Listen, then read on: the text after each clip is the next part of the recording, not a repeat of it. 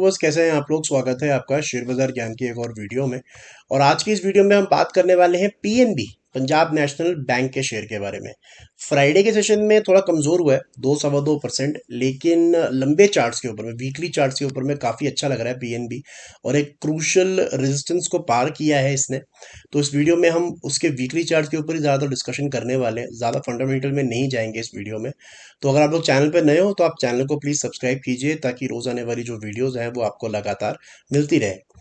देखिए, ये double digit का शेयर है, 70s में भी चल रहा है। कुछ महीनों पहले 50 में चलता था, उससे पहले 50 से भी नीचे चलता था। और मेरा ऐसा मानना है कि ये जल्द ही ट्रिपल फिगर में आपको दिखेगा, ये 100 के ऊपर जाने वाला है। बिकॉज अगर आप इसके अंदर में जो ग्रोथ स्टोरी है वो देखोगे ना, पीएनबी में लास्ट 2-3 साल से वो बहुत ही कमाल की है। अगर आप क्वार्टर ऑन क्वार्टर नंबर्स देखो तो पिछले सितंबर 500 करोड़ प्रॉफिट था, इस सितंबर में 2000 करोड़ प्रॉफिट है। और अगर आप साल दर साल भी देखोगे तो लास्ट 12 महीने में 6000 करोड़ का प्रॉफिट इसने किया है। और मार्च में लास्ट ईयर लगभग 3300 करोड़ का प्रॉफिट था।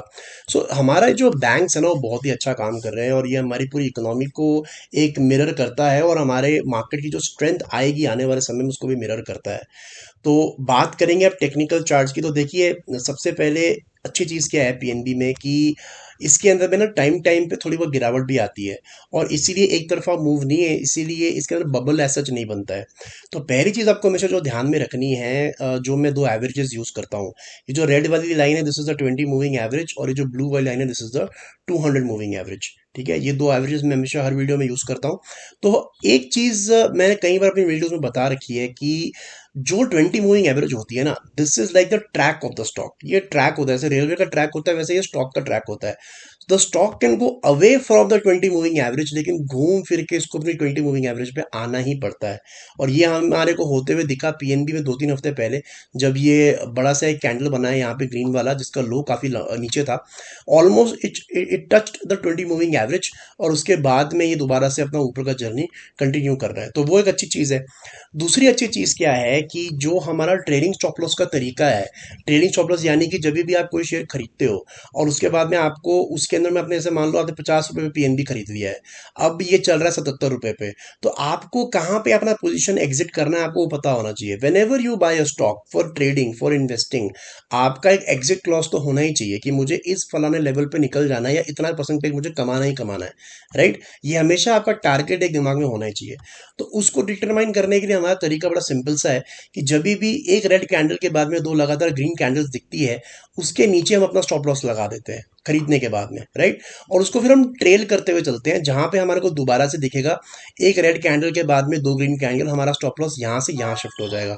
और ये जो पूरा प्रोसेस है, ये ऐसे ही चलता रहता है, and you will keep shifting your stop losses from this level to the next. Right, तो ये जो पिछले 2-3 हफ्तों के अंदर में गिरावट आई है, उससे फायदा क्या हुआ है कि हमारे पास में जो ट्रेडिंग स्टॉप लॉस का लास्ट लेवल था, वो था अराउंड 62-63, जो इसने अगस्त और सितंबर में बनाया था। उसके बाद में इसने इतनी तेज मूव ऊपर की तरफ दी, और ये 80-85 रुपए तक गया कि कोई स्टॉप लॉस ही नहीं था। अब जिसने खरीद के रखा है 60-65 पे, उसको पता ही नहीं कि मुझे निकलना कहाँ पे है। अब इससे हुआ क्या है कि जो ये नीचे 3 रेड कैंडल्स ने बनाई, और उसके बाद में लगातार 4 हफ्ते से धीरे धीरे ऊपर जा रहा है, हमारा स्टॉप लॉस जो अगस्त के महीने में लगा हुआ था अराउंड द लेवल ऑफ 61, ठीक है, वो बढ़ के अब और ऊपर आ गया, और अब वो लेवल आपका बन चुका है, ये इस हफ्ते का लो। और इस हफ्ते का लो दैट इज 6735। 6735 के नीचे आप पीएनबी जाएगा, तभी आपको उसमें से एग्जिट करने का सोचना है, वरना उससे पहले कुछ भी करने की जरूरत नहीं है। अब इसका स्टॉप लॉस जो पहले किसी टाइम पे 44 रुपए पे था, अब धीरे करते करते अब वो 67 रुपीज पे आ गया। तो ये तो एक अच्छी चीज हुई है इसके अंदर में। साथ ही साथ में जो ये लास्ट वीक गया है, जिसके अंदर में ग्रीन में बंद हुआ है स्टॉक 2% चढ़ के, इसने क्या किया है ना, अपना पिछला रेड कैंडल का हाई निकाल दिया है। ये जो रेड कैंडल है, इसका जो हाई था दैट वाज 77.25, और इस हफ्ते जो क्लोजिंग आई है दैट इज 77.9।